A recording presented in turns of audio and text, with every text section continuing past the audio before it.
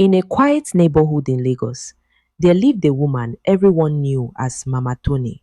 She was loud, she was proud, and she had only one dream: to see her son rich, not happy, not fulfilled, not at peace, just rich.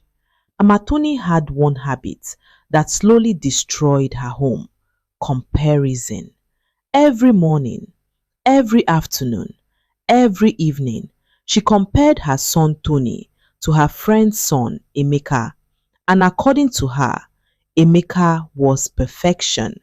Emeka had everything: a mansion in Lekki, two luxury cars, designer clothes, and he bought his mother the most expensive Hollandish wrappers money could buy. Whenever Mama Tony saw Emeka's mother dressed in shining lace and gold jewelry, her heart burned with envy. She would return home and begin, "Tony, look at you. See your mate Emeka. He just bought his mother another car. What have you done for me?" Tony would lower his head. "Mama, I am trying. Business is not easy." "Trying? Trying? Will trying build a house? Will trying buy me Hollandis? You are too slow." Tony was not lazy. He worked hard. He ran a small electronics repair shop. He paid his own bills. He even gave his mother money when he could. But in her eyes, it was never enough. Tony used to be cheerful. He used to laugh. But slowly, her words began to eat into his heart. At family gatherings, Mama Tony would say, "My son is still finding himself, but Emeka, that boy is blessed." The laughter from relatives cut deeper than knives. One evening, Tony met Emeka at a lounge. Emeka looked sharp, expensive watch, confident smile, but something was different. His eyes, they looked tired. "Emeka, how did you do it?" Tony finally asked. Emeka paused. "Do what?" "All this, the cars, the houses, the money." Emeka forced a smile.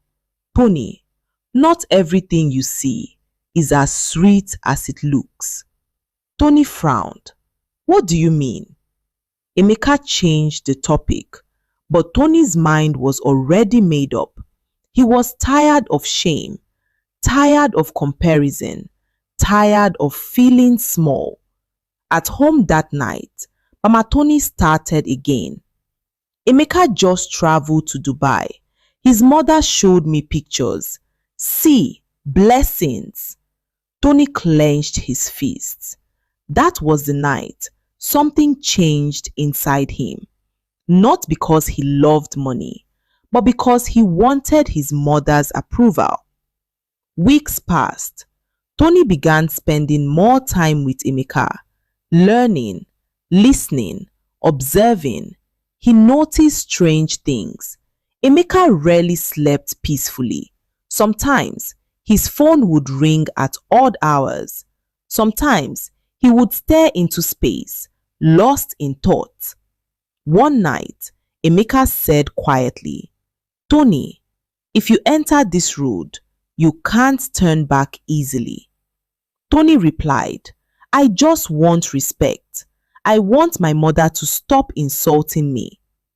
Emeka looked at him with pity.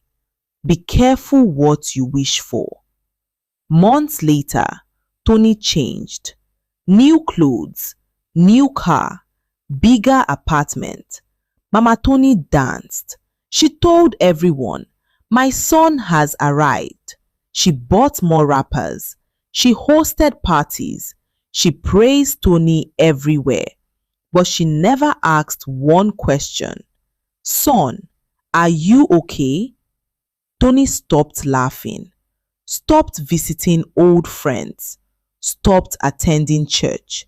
He locked his door at night. He avoided eye contact. Sometimes, Mama Tony would hear him pacing in his room. One night, she heard him shout in his sleep. She knocked. "Tony, are you okay?" He opened the door slowly. "I'm fine, Mama," but his eyes said otherwise. Emeka too was changing. He looked thinner, more anxious. At a gathering, he whispered to Tony, "Does your heart ever feel heavy?" Tony didn't answer because it did. Money was coming, but peace was leaving. One evening, Mama Tony noticed something. Her house was bigger, her wardrobe fuller, but her home felt colder. She remembered when Tony used to sit with her and laugh. Now, he barely stayed in the living room. One day, she overheard him speaking quietly.